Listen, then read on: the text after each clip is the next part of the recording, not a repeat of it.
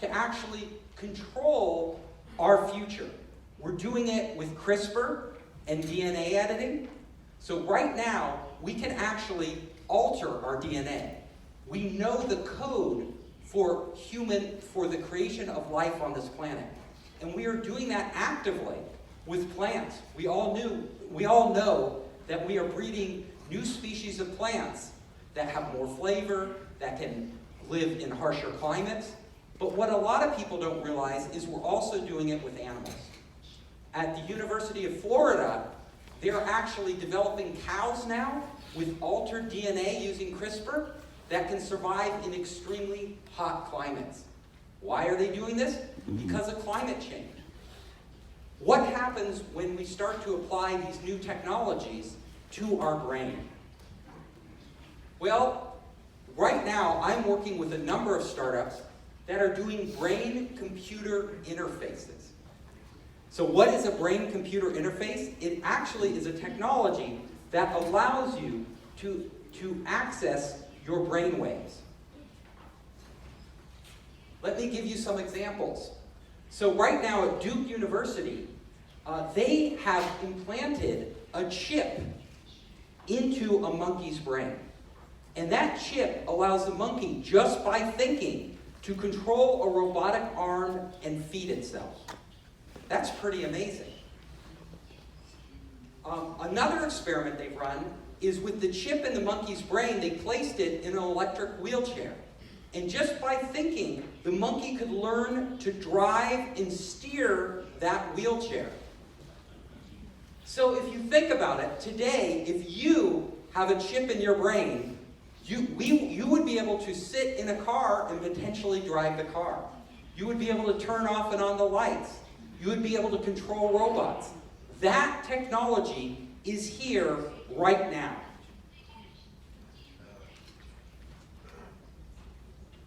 Back one. So another experiment at Duke they ran is even more fascinating. They have two rats. One is called the encoder rat, the other is the decoder. These rats are actually not in the same room. They are in different cities connected through the internet. Each of the rat has a chip in their brain. That chip, as you can see, is wired to the internet. When the first rat is shown where to get food, it is shown a light so that it can go and get food. The second rat doesn't know where this food is or when it will appear, but it is connected to the first rat's brain. Guess what happens? It learns how to get the food. That signal from one rat's brain is transmitted to the other rat. What does that tell us? It is possible, by wiring our brains together, to actually transfer information, to actually transfer knowledge. They did an even more advanced experiment at Duke University. They had 3 monkeys with chips in their brain. Each of these monkeys can only see in 2 dimensions, 2D. But the monkeys together are rewarded with a treat, with some good food, if they can move a dot on the computer screen in 3D space to the right location. Well, each of these monkeys can't do it alone because they can only see 2D. They can't even move in 3D. But together, all 3 of those brains learn how to work together to consistently move the dot to the right 3D location. That finding is actually amazing. What it is telling us is that when multiple brains are wired together, they can perceive the world in a way that a single brain might not be able to do. They are collectively working as a single intelligence. Now, the monkeys aren't consciously aware that they are wired to other monkeys' brains. They don't have to know that. They are actually just getting the information and perceiving it intuitively. At UC Berkeley, they're using fMRI to do brain recording. Now, what's amazing about this experiment right here is what they're doing is looking at the blood flow in the brain and interpreting that blood flow. They're actually extracting information from that. So what they did is they had the patient in the fMRI machine watch a video or look at a photo. And then they try to extract that information and tell, just by looking at the brain, what's in the patient's head. Now, in this clip right here, you can see the actual video. This is what they recorded from their head.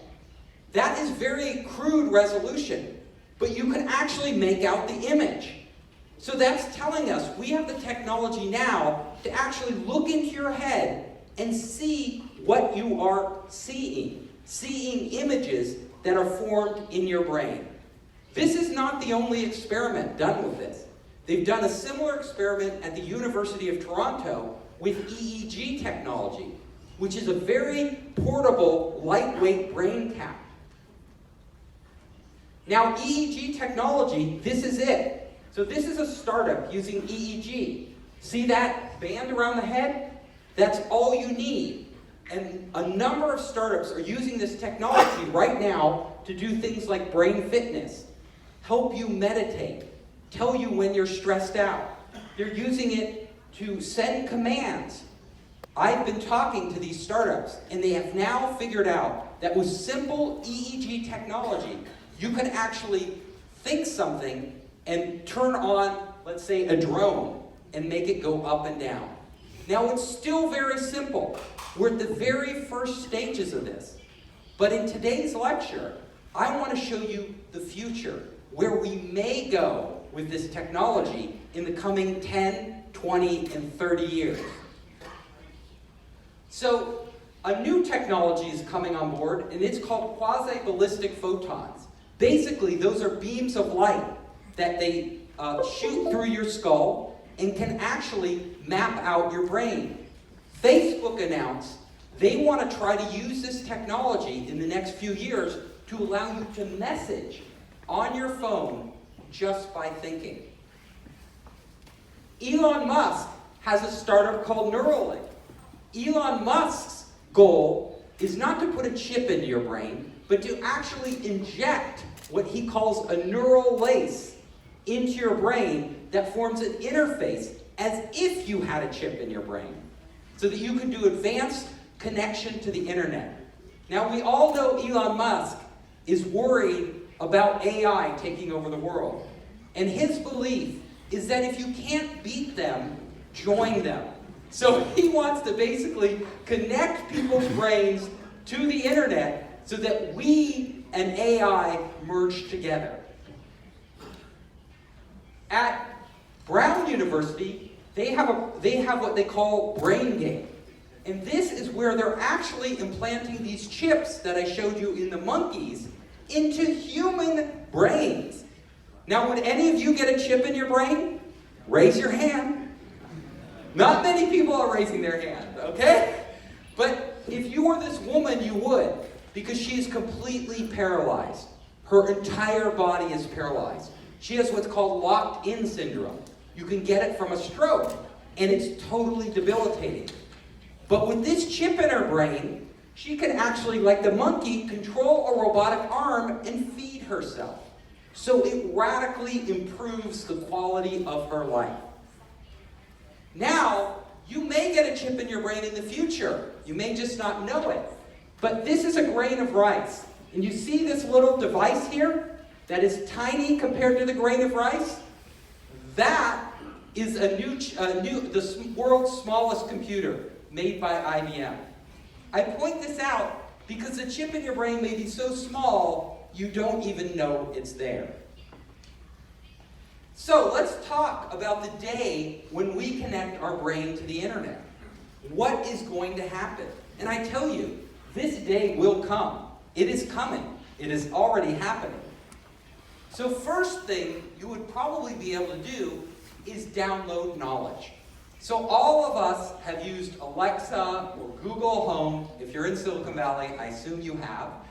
And, we ask for information when we need it. Well, the next step would be an Alexa or Google Home in your brain, where you simply think something and the information comes. It could get even more advanced than that. You might not have to learn another language. You may be able to download that language into your head.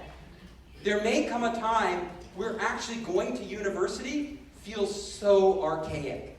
People actually sat around for years and studied when you could just access all the world's information and download it into your brain. And what you can't download, you can just store in the cloud and access it.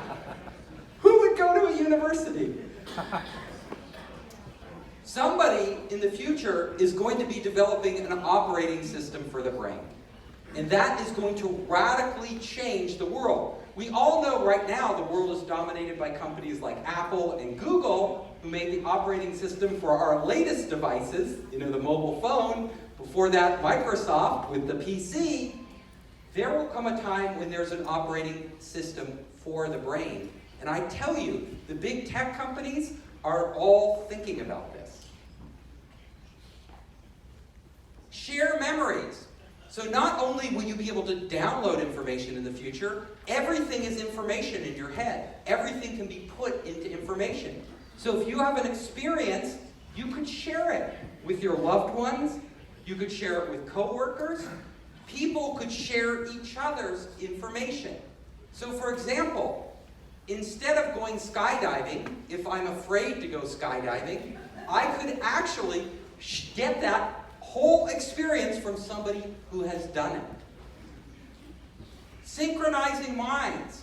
As I showed you with the monkeys, we will actually be able to start to synchronize our own thoughts. Now, what will that mean for humanity? When each of us is actually part of a greater mind. Think about this. We might be, it will not only be our minds, it will be AI. So we'll have very powerful AI out there working in conjunction with billions, potentially billions of minds wired into one giant network. Live outside your body. So once you are connected to all these people, when your brain has a high-speed connection to the internet, it doesn't matter where you are. I could potentially connect to you, and you may be in another city and actually see what you're seeing through your eyes. Or if the speed of light is not a barrier, I could actually connect to somebody on another planet and actually experience that planet through that person. But I not only could connect to people, I could connect to robots. Think about it. With a high-speed connection, I could virtually inhabit a robot and go under the sea and explore under the sea. Or on another planet. And if that robot has sensors, whatever that robot senses, I could perceive.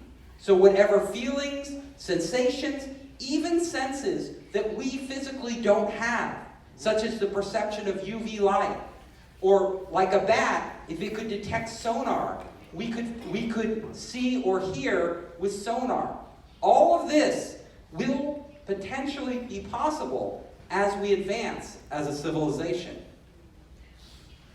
Now the scary part. It's bad enough to have your iPhone hacked or have a phishing scam online where your identity is stolen. But if they hack your brain, it's not just your driver's license and social security number, it's your actual identity that could be stolen. Literally, a brain hacker could get into your brain and rewrite the information that's there. They could literally give you a new past. They could literally control you without you knowing it. So this technology is not all, fun and roses. There's a dark side to the light side. And all of us actually need to consider that now. Do we want to give Facebook access to our brain? We all know we can trust Facebook. They've proven that many times over. Do we want to give them our most intimate thoughts? So, my question to you is, this technology is coming, whether you like it or not, right? It is coming. As we know with all technologies, when they come, You cannot stop them. The genie is out of the bottle. The real question is, how will we use this technology? Will we use it responsibly? And not just individuals, but corporations and governments. And actually, now is the time when we need to be having these discussions. We can't have these discussions after the technology is already out there and being used, because then it could be too late. We need to start thinking about this now and understanding the ramifications of our decisions. And especially the entrepreneurs out there, the venture capitalists out there, have a deep responsibility when it comes to this technology. Thank you. So, I will actually be out there afterwards, around lunch. You can come and I'll have my book available. So you can get my book if you want it, and I'm also happy to collaborate with any of you. Thank you so much. Thank you.